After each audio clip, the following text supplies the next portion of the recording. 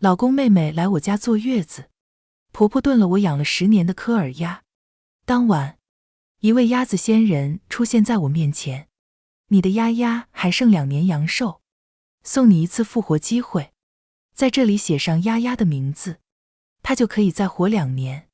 我想起那锅热气腾腾的滋补鸭汤，在复活姓名栏写下了杨发地，那是老公奶奶的名字。来，禁言吃肉。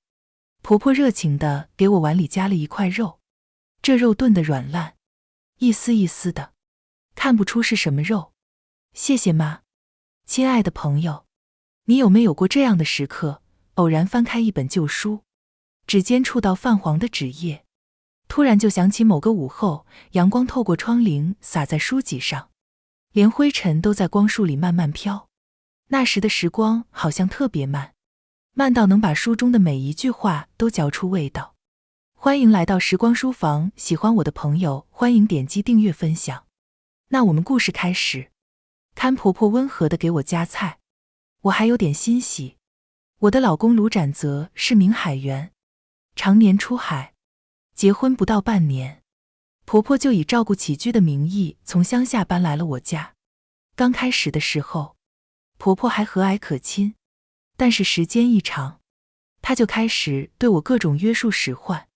后来没过多久，老公妹妹卢嘉文生了个女儿，据说婆家不待见，3天2头和她吵架，婆婆自作主张，将母女一起接了过来。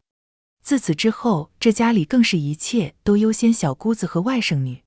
她把我平时吃的用的几乎都扔了，说是不卫生，影响小姑子坐月子。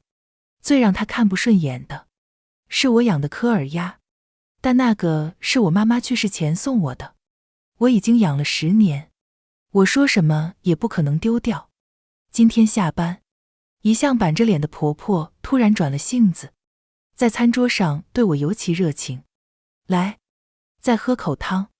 她将一个汤碗放到我面前，身旁的卢嘉文端着碗，嘴里大声吸溜着汤水，看样子鲜美的不得了。嫂子，你快喝点，可鲜了。好的。我刚刚将肉放进嘴里，就听她接着说，这老鸭肉也紧实，妈都咬不动。我慌忙将刚进嘴的肉吐了出来。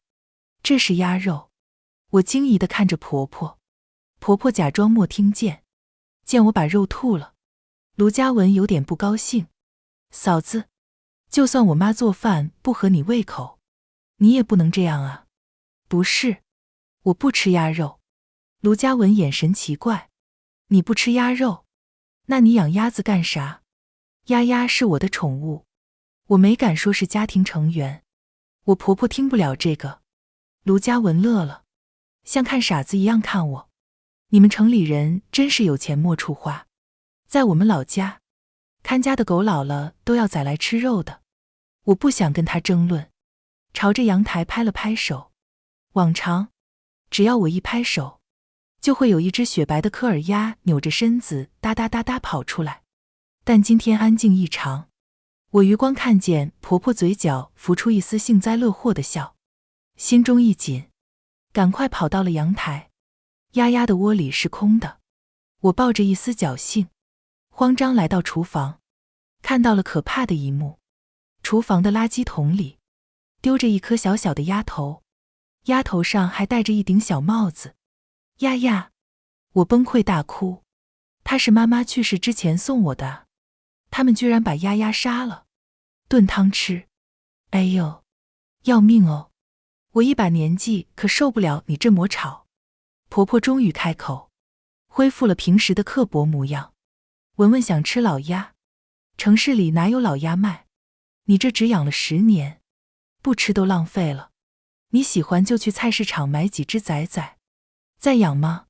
卢嘉文没想到我反应能这么大，他是真吓了一跳，大气不敢出。文文吃饭，这里是妈家，你怕啥？胆子这么小。婆婆指桑骂槐，试图压制我。我胃里翻江倒海，冲回卫生间就吐了。我哭着拿起电话，但最终也没打给卢展泽，怕他分心。在船上出危险，房门莫关严。婆婆和卢嘉文的声音传来：妈，他咋了？脚情病？别管他，看他作妖做到什么时候。吃，把鸭肉都吃了，要不要给嫂子留点菜？婆婆嗔怪：你管他干嘛？你多吃。以前妈坐月子就摸不好，现在浑身是病，鸭汤给她留着，我看她饿了吃不吃。这死丫头仗着读过些书就瞧不起人，看我怎么收拾她。对她我没有任何隐瞒。卢嘉文不再说话，只听见她闷头扒饭的声音。我眼泪又开始不争气地流，不知不觉竟然迷迷糊糊地睡住了。半夜，我突然被一道耀眼白光惊醒，只见半空中漂浮着一只巨型的科尔鸭。鸭鸭，我不是鸭鸭，我是鸭子仙人。科尔鸭开口，声音是个老头。仔细看，他还穿着衣服，下巴上有一撮胡子。因为你们人鸭情深，感动鸭界，我特来见你。鸭鸭横死家中，但阳寿未尽，他还剩2年阳寿。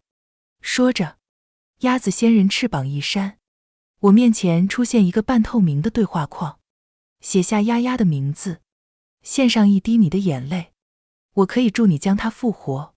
我盯着对话框看了一会，只能选择复活鸭鸭吗？鸭子仙人愣了一下，用翅膀搓着胡须。理论上任何人都可以，但你不想再见到鸭鸭吗？我摇摇头，我希望它尽快投胎。如果不能做人，就做一块石头，一棵树，它复活也还是鸭子，成天还会被人惦记。鸭子仙人思考片刻，也点点头。你说的没错，那你是想复活你的母亲？不是，我立刻否定。我承受不了再次失去她，我要复活另一个人。我抬手在对话框里写下了一个名字：杨发娣。对，她是我老公的奶奶。在我滴上眼泪的一刻，屋中金光大盛，婆婆和卢嘉文也跑出屋门来看。只见一个瘦小的老太太从金光中走出，出现在客厅里。婆婆指着她，声音打颤：妈，怎么是你？你不是死了吗？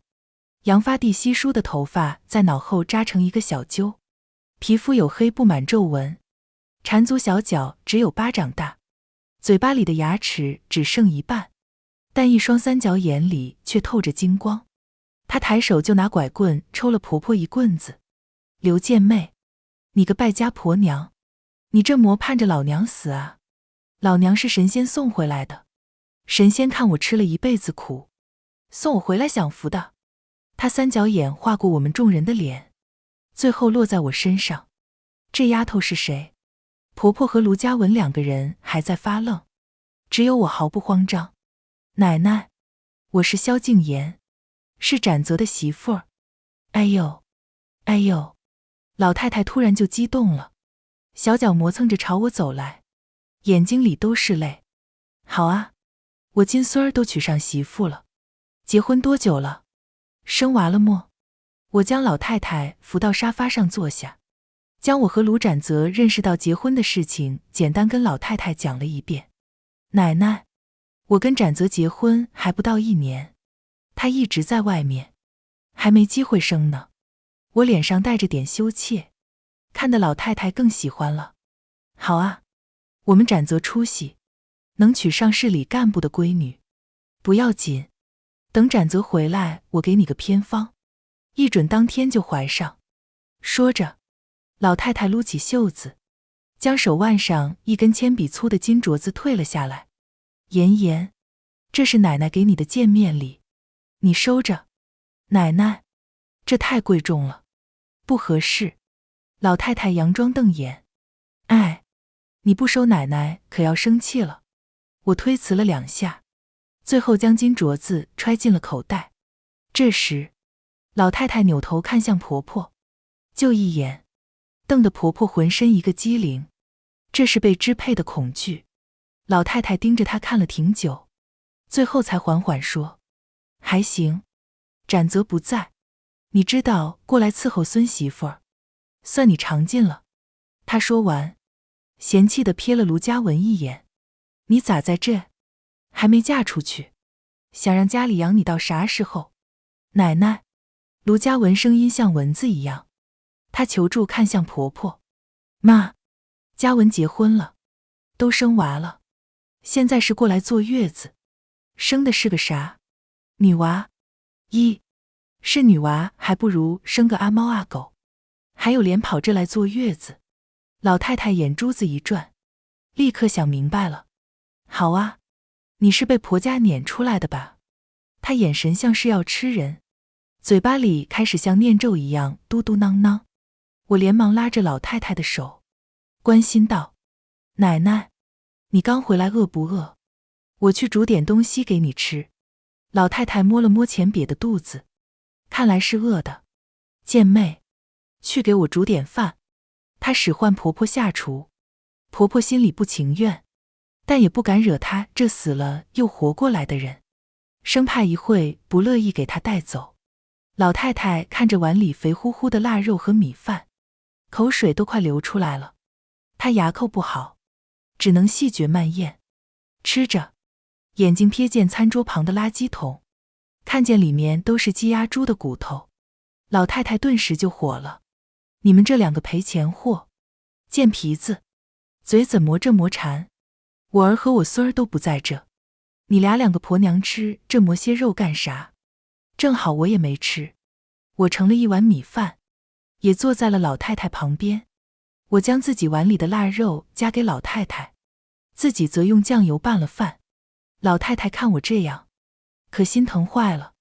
妍妍啊，你可不能吃这么少，得把身子养好。我们老卢家的香火可攥在你手里呢。奶奶，我今晚闻了恶心的东西，吃不下。老太太皱眉，你闻啥了？你恶心的东西以后家里咱不买了。鸭汤，我不吃鸭肉，跟婆婆说过，婆婆可能忘了。忘了？老太太恶狠狠地瞪向婆婆，她记性可好呢。她坐月子，我少给她一颗鸡蛋，我死前她还念叨呢。我看她就是故意使坏。这刘贱妹，心眼子坏得很。婆婆被骂得又怕又恨，忍不住冲我发脾气。萧静言，你说话也要长良心。我是你婆婆，我能害你吗？我害怕地放下碗筷，低头不说话。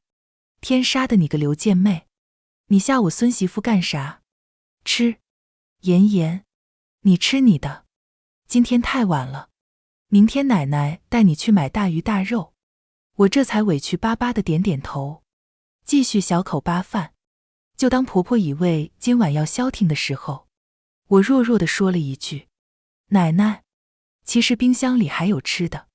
有啥？有燕窝呢。燕？那是大雁的肉。老太太不懂，但立刻让婆婆煮给我吃。婆婆苦着脸，磨磨蹭蹭去了厨房。我知道，那燕窝是她舞伴送的，她自己都舍不得吃，现在给我吃，跟割肉放血没区别。老太太看她就来气，对着我婆婆后背指指点点，嘴里又开始念咒。不久，婆婆端上来2碗燕窝。妈，你也吃。老太太笑眯眯地把自己的碗推到我面前。妍妍，你多吃，奶奶不馋。谢谢奶奶。我甜甜一笑。这燕窝品质很差，但看着婆婆那副肉痛的样子，我吃得非常开心。天还没亮，睡在客房的奶奶就杵着拐棍敲响了婆婆和小姑子的房门。你们2个好吃懒做东西，谁家媳妇天亮才起床？进城了就把自己当城里人了？你们是那小姐的命吗？躺在襁褓中的小外甥女被她这一嗓子吓醒，哇哇直哭。赔钱货又生个赔钱货，晦气！贱妹，快去拖地烧饭，家里窗户也要抹干净，人家外人看见家里脏，要笑话我老卢家。自从老太太死后，婆婆就没再起过大早，如今突然惊醒，手都在抖。她心疼卢嘉文，没舍得让女儿跟自己一起干活。不到6点，在老太太的监督下，婆婆已经把地拖完，开始擦窗了。7点半的时候，我从房间走了出来。昨晚我戴了降噪耳塞，这一觉睡得太香了。奶奶，我甜甜地叫了一声。见我把金镯子戴在手上，老太太很满意。妍妍，你起这么早做啥？去，快去再眯一会。不了，我还要上班呢，不能迟到。昨天我跟老太太说了我的月薪，老太太听说我1个月比她家1年赚的都多，惊得说不出话。好，那你快去上班吧，在单位里勤快点。单位里可不像家里。她用粗糙的手慈祥地抚摸着我的后背，转头，她就恶狠狠地瞪向在旁边奶孩子的卢嘉文。看看人家妍妍，城市女娃就是厉害，你书读不来，肚子还不争气，一辈子就吃白饭，还敢带个拖油瓶回来，当初就应该掐死。卢嘉文抱着女儿，听见这话抽抽搭搭哭了。奶奶，是我不想读书吗？还不是爸不让，你还敢顶嘴？老太太扬手就要拿拐棍打，婆婆赶紧从窗户上爬下来拦着。妈，你怎么能说文文吃白饭呢？我俩哪个干活干少了？她小小的就要出去割猪草，割猪草也算干活。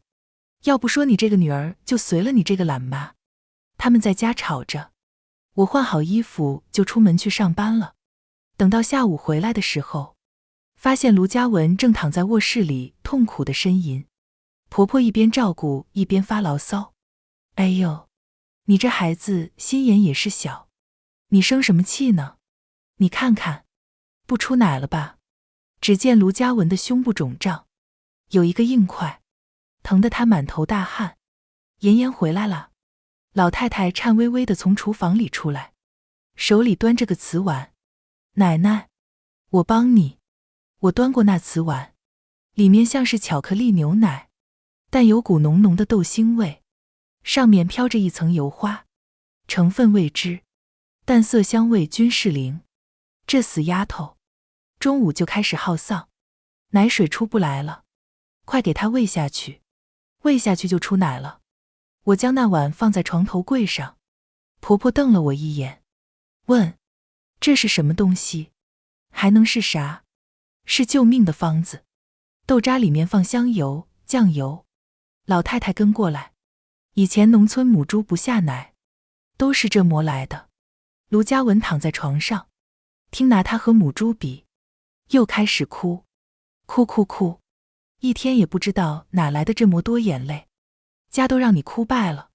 婆婆也听说过这个方子，文文，你起来喝一口，人也是这么吃的。没事。卢嘉文看着自己亲妈，犹豫着接过来，闭眼灌了一大口。我看见都直皱眉头，东西进嘴，噗一声被她喷了出来，吐了婆婆满脸。哦，太难喝了，好臭啊！这是啥？只见碗底有一坨黑了吧唧的东西，臭不可闻。还能是啥？鸡蛋啊！老太太一脸得意。你当初不是说我坐月子少给你鸡蛋吃了吗？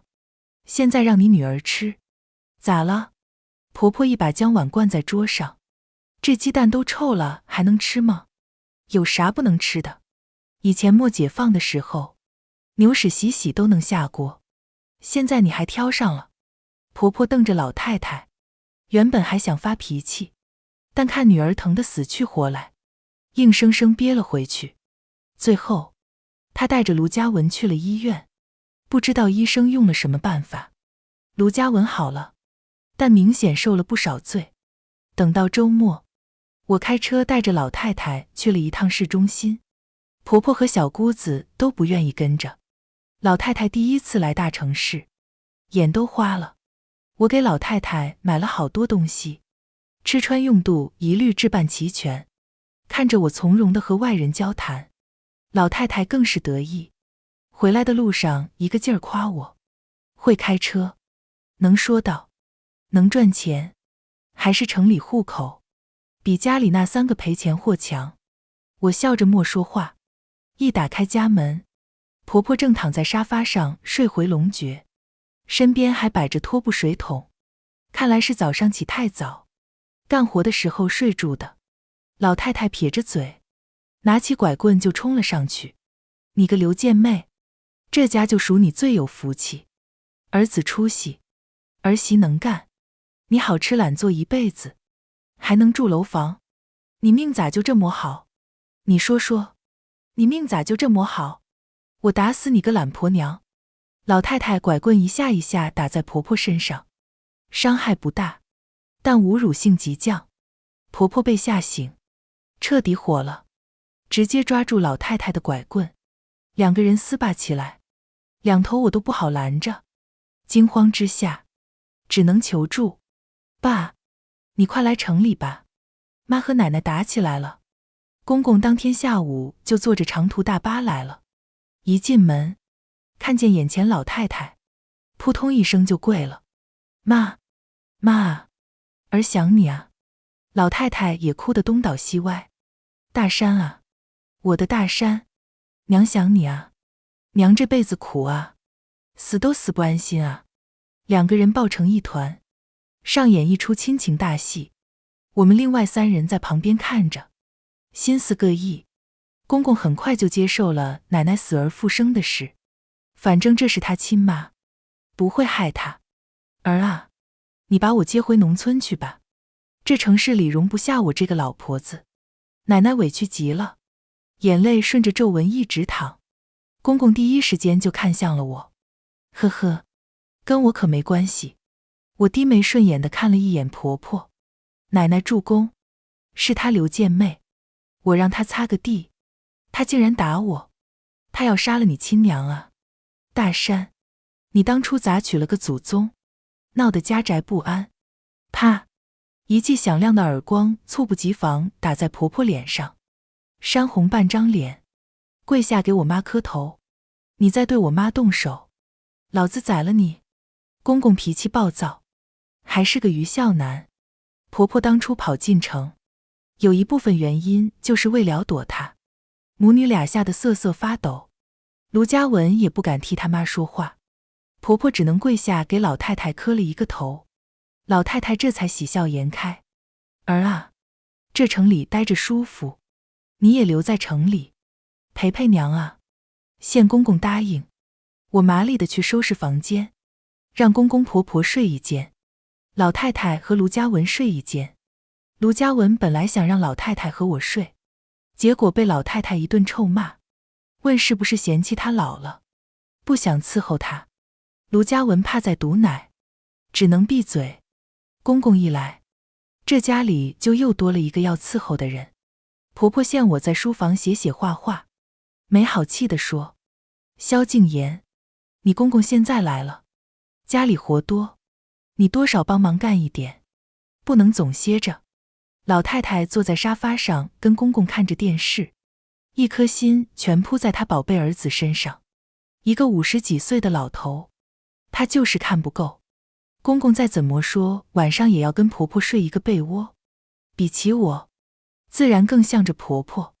儿媳妇，给我找个东西弹烟灰，家里连个烟灰缸都没有。我坐在书房，冲外面说道：好的爸，等下，我算好账就帮你找。算什么账？老太太耳朵一下竖了起来，迈着小脚噔噔噔走到了书房。奶奶，这是这个月家里的开销，我在记账。我把一张张小票拿给她看，她眼神不好，也不认识几个字。1个月开销得多少钱？这个月还没算出来。按照往月来看，光是吃喝1个月要7、8千吧。我报的是卢嘉文来了之后的开销，他来之前没这么多，但即便是以前的开销，也够把老太太吓得嘴唇发抖了。7、8千，咋会花这么多钱？他瞪着我，眼睛里冒火，但最终没把火朝我撒出来，一扭头就瞪向了婆婆和卢嘉文。刘贱妹，你在家不管账的吗？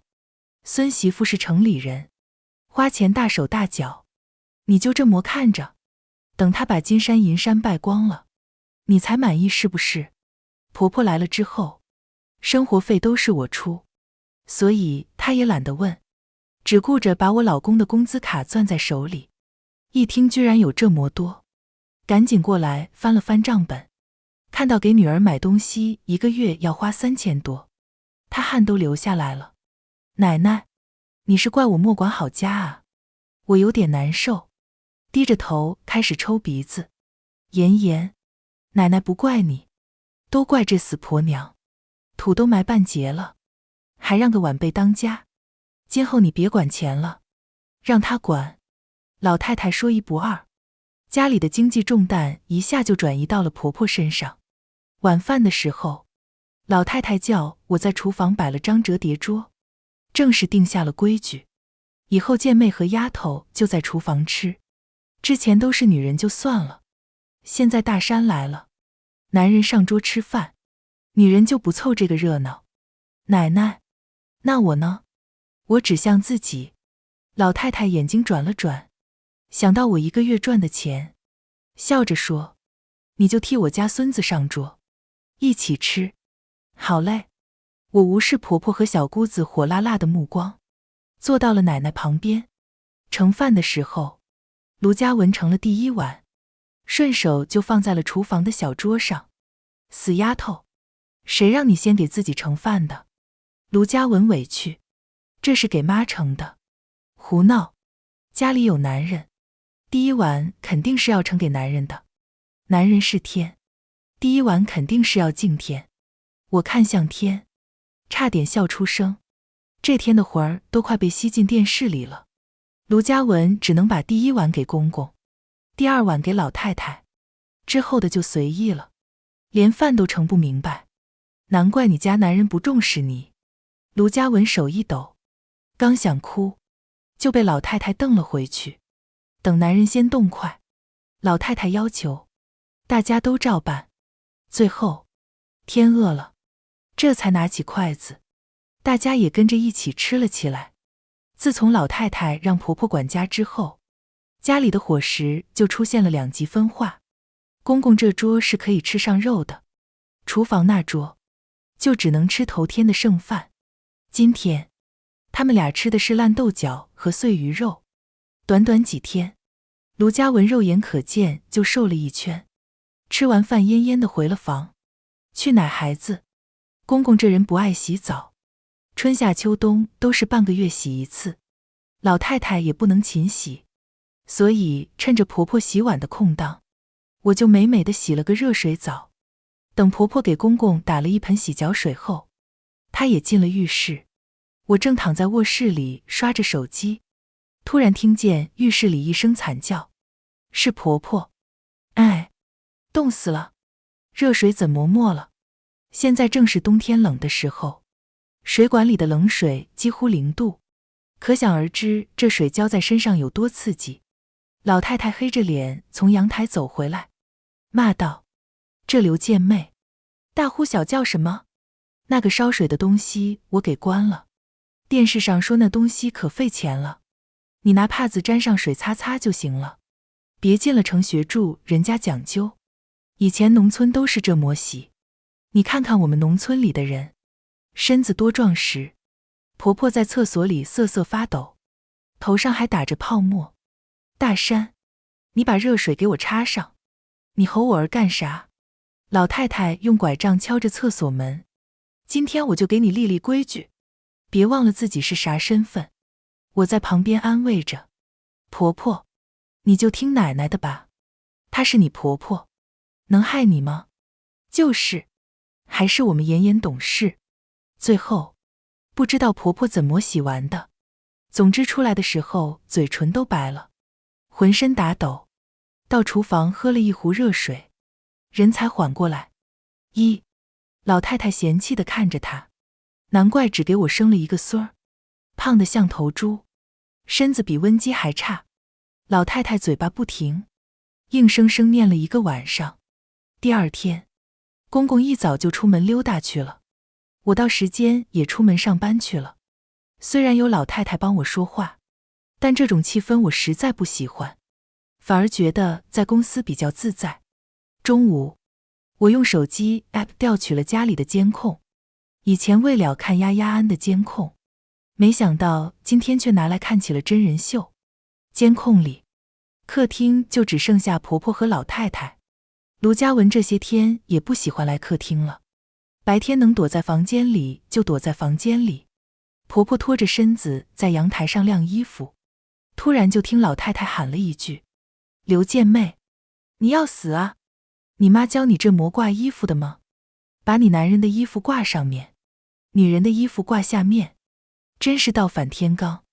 难怪我儿跟了你这些年不见赚到什么钱，都是被你克的。还有你的这些内裤，都给我晾去你自己的房间，你晾在阳台不嫌丑吗？害不害臊？大山抽烟从下面过，这不是压他的运势，触眉头吗？”我在办公室里笑得前仰后合，干脆把耳机一戴，当成了办公的 BGM。 下午，蓝牙耳机里又传出了吵嚷的声音，一直窝在房间的卢嘉文跑出来了，他满手都是黏糊糊的东西。奶奶，是不是你干的？老太太正看着电视里的娘道电视剧乐呵，白了她一眼，不知道你在说啥。婆婆也没精打采跟了出来，文文，又怎么了？妈，这是你给我买的修复膏，全都被换成猪油了。啥？婆婆拿过盒子一闻，的确是猪油。妈，你这是干啥啊？里面的膏你弄哪去了？老太太摸了摸自己干裂的脚跟，不满意的回嘴：咋了？都是药膏，许她用不许我用啊？我脚跟都裂开了，你们都不说给我买点药膏擦擦，还有没有良心了？婆婆想哭都哭不出。妈，这药膏一盒几百块，你想擦脚用猪油啊？这个是给文文去肚子上的皱纹的。好你个刘健妹，我用猪油擦脚，好东西给你女儿。老太太用手指着卢嘉文，就你这个死丫头金贵，生个孩子有啥了不起？天天躲在屋里，啥也不干，还除肚皮上的皱纹，除了给谁看？你男人睡都睡了，你没有皱纹还能长出花来？你再弄能比得上那些没生养过的大闺女？不要脸！老太太一顿输出，再次给卢嘉文骂得连哭带喘，捂着心口跑回了房间。我都忍不住给老太太站立点赞，这也太犟了。平时只要公公在，老太太就跟公公聊天，因为公公的父辈早些年也是从外地过来安的家，老太太和公公还会说老家话，但本地农村的婆婆和卢嘉文就听不懂了。这俩人在家成天说着我们都听不懂的话，一蛐蛐就是一天。我想起之前卢嘉文刚来我家的时候，婆婆和她也是成天说着方言，我傻乎乎地坐在旁边，虽然话听不懂，但是善意恶意还是能感觉到的。就像视频里，公公和老太太说得起劲儿，老太太那三角眼时不时朝着婆婆那边翻一下，嘴巴撇着，语气抑扬顿挫，一看就莫说好话。老太太复活半个月左右，婆婆和卢嘉文被她成功调教出来了，因此她在家骂人的次数少了很多。一天晚饭后，婆婆开始试探性地提出想出去转转，老太太嫌她把家务活都干了，也就没吱声。婆婆麻利地进屋收拾了一下，之后穿着大衣，戴着帽子，围着围巾就出了门，整个人就露出个眼睛。我心里明白，觉得好笑。这些天老太太过来以后，婆婆连打扮都不敢打扮了，素面朝天，像是老了10岁。以前她可是每天都要把头发烫卷，涂上口红去跳舞的。她跳舞的瘾头很大，能憋半个月也不容易。1个半小时后，婆婆回来了，这时候额头上有一层汗，看来是跳了尽兴。婆婆鬼鬼祟祟跑去厕所，把脸洗干净了才出来。看着沙发上一无所知的老太太，她这些天第一次露出得意的表情。我想起当初婆婆刚搬过来和我住的时候，那时她跟展泽说自己过来照顾我。一开始我还傻傻的觉得婆婆贴心，但后来才发现，这分明就是监视。就连跟女同事吃个饭，她也要把时间记下来，偷偷报备给她儿子。女人结婚了就不应该在外面抛头露面，下了班要赶紧回家，家里还有一堆活要干呢。跟那些人有什么好吃好聊的？我一个人在家里，你回来伺候伺候我不行吗？当初对我严防死守，如今她自己这么自在，我看不下去。周末，婆婆3点多就出门了，我算着时间，估计她已经开始热舞了，就找到了老太太。奶奶，社区刚刚通知我，在前面小广场上有人在发鸡蛋，70岁以上免费领。老太太一听这话，整个人就从沙发上弹了起来。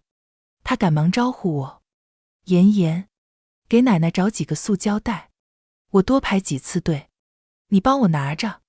我给她拿了塑胶袋，扶着老太太就下了楼。她腿脚难得这么麻利，不到5分钟就走到了小广场。在哪领鸡蛋呢？广场上人头攒动，有唱歌的，有跳舞的，就是没有领鸡蛋的。我佯装四处打听，一路带着老太太朝着某个方向靠近。突然，老太太一激灵，枯瘦老手指着前面就嚎了出来：刘健妹，你个不守妇道的破鞋！只见婆婆已经脱了大衣，里面穿的花里胡哨，她正忘情地和一个皮裤老头跳舞呢。2个人搂着脖子，动作亲密肉麻，被人叫到大名。婆婆也是吓了一跳，这世界上会这么喊她的，就只剩下一个人了。你个杀千刀的！老太太扑过去就抓住了婆婆的衣袖。来人啊，都来看啊，这是我儿媳妇刘健妹，她跟外面的男人一起鬼混啊，这个破鞋又懒又馋，在家不孝顺长辈，1个月要花7、8千的生活费啊。她把老公扔在农村，原来是自己进城找了相好的，见出了乱子。广场上的音响全关了，老太太的喊声响彻整个社区。婆婆急眼了，一下把老太太推了个趔趄，幸好后面有人扶了一下，老太太缓缓坐在地上，没有摔伤。我一把抓住婆婆的手臂，妈，你把奶奶推倒了，我一个人扶不回去，你不能走啊。刘健妹，她叫刘健妹，她不守妇道。老太太坐在地上拍着大腿哭嚎，那男舞伴尴尬的要死。县众人看过来连忙撇清关系，我不知道他有老伴儿，他说他老伴儿死了。好你个刘健妹，你竟然敢咒我儿死，你看我回家不让大山打死你。老太太接下来就是一通带着音调的哭骂，这种民俗表演在城里难得一现，很快吸引了一大批观众。最终婆婆彻底社死。婆婆社死后回家还被公公打了一毒。老太太看着这水性杨花的儿媳，突然脑中闪过一道灵光，大山，快把她手里的存折都找出来，免得她哪天带着钱跟野男人跑了。公公很听话，到卧室里一顿翻找，把婆婆所有的钱都找了出来。这是婆婆几10年攒下的棺材本，但无论她怎么哭闹，公公都不害她。老太太嘱咐公公，这钱一定要自己收好。公公手里有了钱，手指头就开始痒痒了，转天就不知道从哪叫来了几个狐朋狗友，在家里支上了一桌麻将。媳妇，出来打牌啊。公公也不想跟婆婆闹太僵，就哄着婆婆跟他们一起玩。要不说一个被窝睡不出2众人，婆婆一上牌桌，人就精神了。公公叫来这几个老头全是烟民，我在办公室看着监控，都觉得家里呛人。几个人边抽边打，浑然不在意家里还有老弱妇孺。卢家文没办法，只能抱着孩子又躲去了卧室。婆婆牌瘾很大，打着打着就上头了，把脚踩在了公公的椅子上。老太太在旁边看着，一拐棍敲在她腿上，当着这么多外人，也不给她留面子。刘贱妹，谁让你把脏脚翘到我儿椅子上的？你这是要让我儿输钱啊？公公的确是在输钱。老太太急得团团转，最后去了一趟厕所。从厕所回来，她就一直站在婆婆身后。不久，公公时来运转，开始赢，直到下午5点多，那些人起身告辞。公公得意地看着手里赢的几百块，朝着自己老娘甩了甩。妈，你看我厉害不？哈哈哈。儿啊，是老娘在帮你哦。老太太得意得不得了，开心得像个小孩。你看，她一把从婆婆后背上揪下一团东西，这是偏方，有人克你的时候，就把这东西沾她身上，就能转运。只见她手里拿的是一团擦了屁股的手纸，手指黄黄的。啊！婆婆大喊一声，连伸手去摸，结果摸了一手。你喊什么喊？要不是你克大山，我也用不着给你用这个偏方。当晚婆婆洗澡的时间都比平时长了一些，可能是因为前一天公公在家抽烟枪的。小外甥女从4点多就开始咳嗽，用体温计一测，发烧了，烧到了40度。你个温鸡，我就说娇贵着养不成吧。老太太嘴里嘟嘟囔囔，自己杵着拐棍出了门。半个小时后，也不知道她从哪个菜市场搞来一个公猪蛋，那蛋还热气腾腾的。老太太用刀把蛋割开，就朝小外甥女的嘴里塞。卢嘉文嗷的一嗓子，直接抱着孩子跳了起来。我女儿不吃，她不吃这个。你个赔钱货，这是好东西，是猪的蛋，吃了这个就能退烧止咳。我们农村以前都是这样的。卢嘉文宁死不从，抱着小外甥女在屋里躲。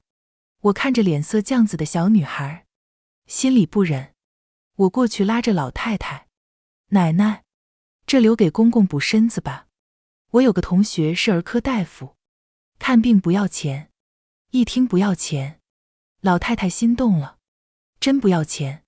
真不要，是我很好的大学同学。老太太扭脸看向卢嘉文，死丫头，你还不谢谢人家妍妍？你看看妍妍，再看看你，谢谢。卢嘉文这话说的真心，他眼泪都在眼眶里打转了。天还没亮，我就带着卢嘉文挂了急诊。我不认识儿科医生，刚才是骗老太太的，最后花了1000多，好在姜烧退了，医生都捏了一把汗，说再来晚一会，没准孩子都烧傻了。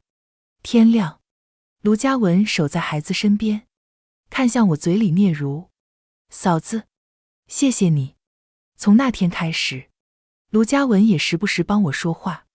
这家里除了无视我的公公，唯一和我不对付的就只剩婆婆了。然而婆婆顾不上针对我，因为公公出了状况，公公外遇被婆婆发现了。好你个卢大山，丧良心，挨千刀。婆婆老泪纵横，坐在地上拍着大腿。你电话里头那个女人到底是谁？你们好多久了？天哪，我不活了，我要跟你离婚。公公低头抽着烟，一言不发。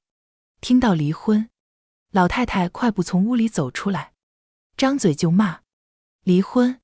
好，你跟我儿离婚，滚出去，给你出息坏了。你个破鞋，有啥可说我儿的？你在外面跟男人搂着抱着，我儿也就打了你鸡拳，踢了你鸡脚。他跟你说过离婚吗？男人都是这样的，媳妇再好，他都未必老实，何况找了像你这样一个婆娘。你个老不死的！婆婆一下跳了起来，就知道向着你儿子，我看看以后你们有什么好下场。你敢骂我老娘，我看你是不想活了。公公突然爆发，起身就给婆婆一脚。婆婆这次也发了狠，两个人扭打成一团。老太太拿着拐棍，时不时找准时机捅一下。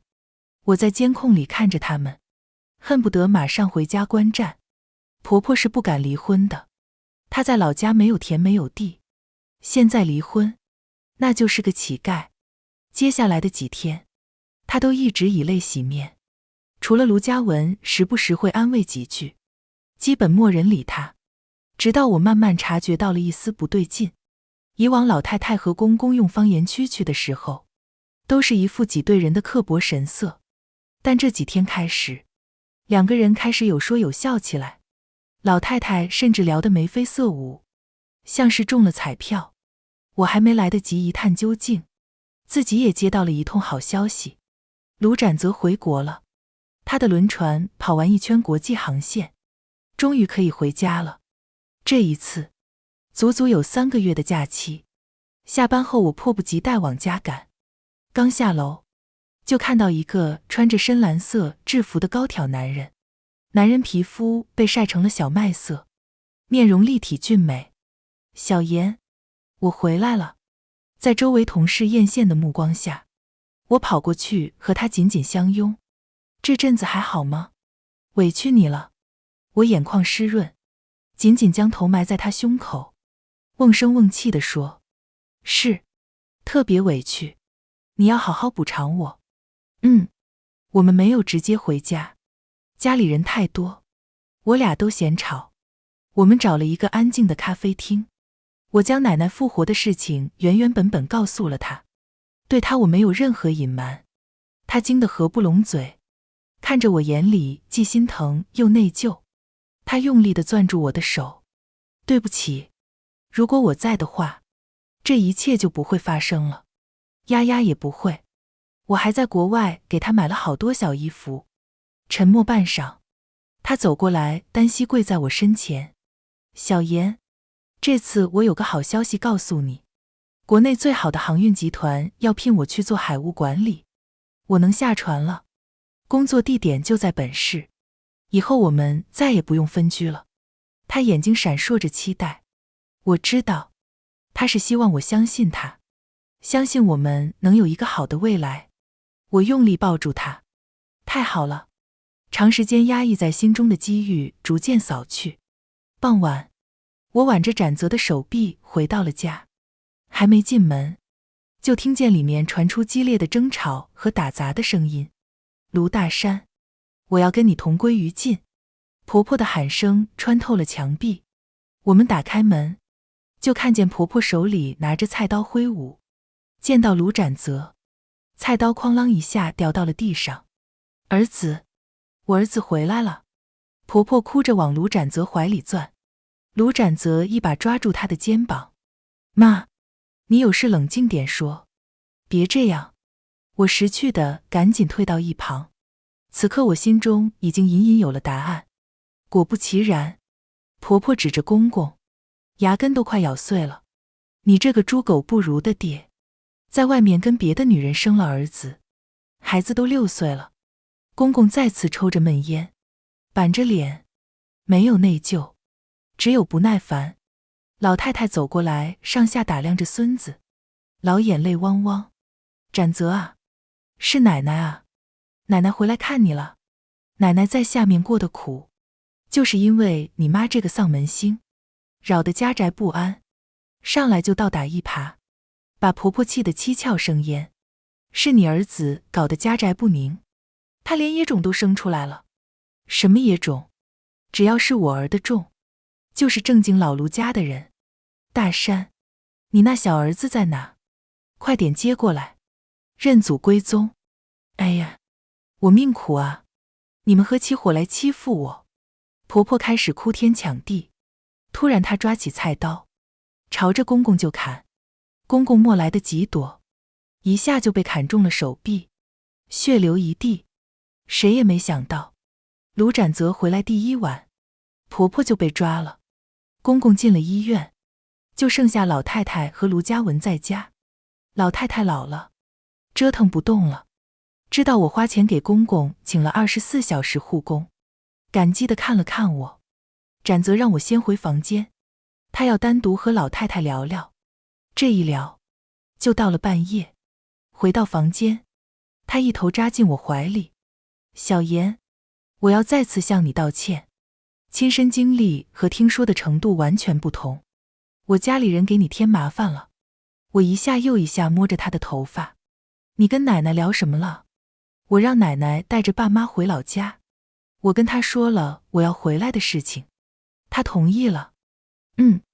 我跟她说，他们不回去，我们就不生。我哭笑不得。那他们回去就马上要生吗？我还没准备好。展泽点点我的鼻尖。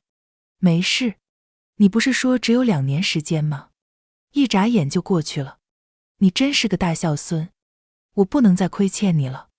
5天后，婆婆被放出来了，整个人都蔫了。公公只是皮外伤，同一天也出了院。卢展泽帮他们订了回家的票。一开始婆婆死活不愿意，但老太太按照卢展泽教的，威胁说她不听话，就让公公起诉她，判她2、3年。婆婆立刻就老实了，但她临走前心思还活络了一下。她知道卢展泽不上传了，就撺掇我们给卢嘉文的老公在城里找份工作。让我意外的是，卢嘉文听见后主动拒绝了。妈，我男人没本事没学历，他能干的活儿也不用找关系，人家找关系的工作他也干不了。你这个不争气的。婆婆一路上都在数落卢嘉文，但卢嘉文就当听不见。4大1小5个人坐上了回去的动车。卢展泽落地后，工资不降反增，不到1年，他就给我们这个小家换了一套新房。在我们打算将老房出租的时候，凑巧赶上卢嘉文和他男人进城打工，我们就以很低廉的价格把房子租给了卢嘉文2口子。他男人挺憨厚一个人，就是嘴笨，加上之前兜里一穷二白，在家说话都要低着头。自己老娘念叨媳妇的时候，他说话也不管用。但好在他愿意跟着卢嘉文出来，人也勤快。2个人盘了一家小店，卖些瓜果蔬菜，时不时还会给我们送来一些。小外甥女已经开始牙牙学语，十分可爱。2人的日子也眼见好了起来。卢展则有些好奇，不知道妹妹怎么突然有了生意的本钱。我笑笑，语气揶揄，你老婆我公平大度，你奶奶的金镯子是给孙辈的，我卖了，钱1人1半。卢展则看着我，眼睛有些潮湿。小妍，谢谢你。